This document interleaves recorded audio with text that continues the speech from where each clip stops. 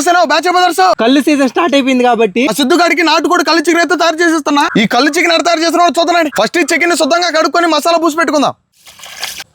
ఒక రొంత ఉప్పు, ఎర్రటి కారం, ఒక రొంత పసుపు, అల్లం పేస్ట్. చూడండి నాటుకోడి కూర ఎర్రంగా ఎట్ట తయారైపోయిందా. ఒక 10 నిమిషాలు ఈ ముక్కలు బాగా ఊర పెట్టుకుందాం. నాటుకోడి కళ్ళు చికెన్ కోసం దబరైతే పొయ్యి మీద పెట్టుకుందాం.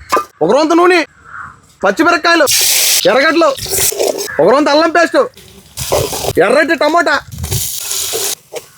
బాగా ఆగిపోయింది. ఊర పెట్టుకున్న చికెన్ అయితే వేసుకుందాం. ఫ్రెష్గా ఉండే తాటికల్లు పోసేసుకుందాం.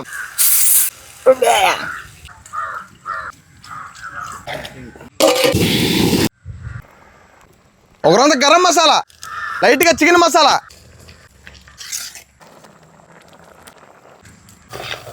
చికెన్ అయితే బాగా గుజ్జు గుజ్జుగా తయారైపోయింది. కొత్తిమీర వేసుకొని దింపుకుందాం.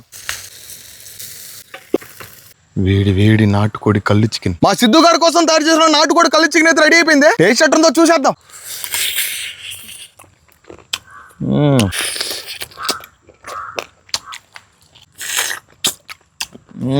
కళ్ళు చికెన్ అయితే గుజ్జు గుజ్జుగా కళ్ళు ఫ్లేవర్ తోటి కుమ్మేసిందే అట్టుందా. బా సూపర్ ఉంది మావా, సూపర్ బంపర్ మే జంపర్.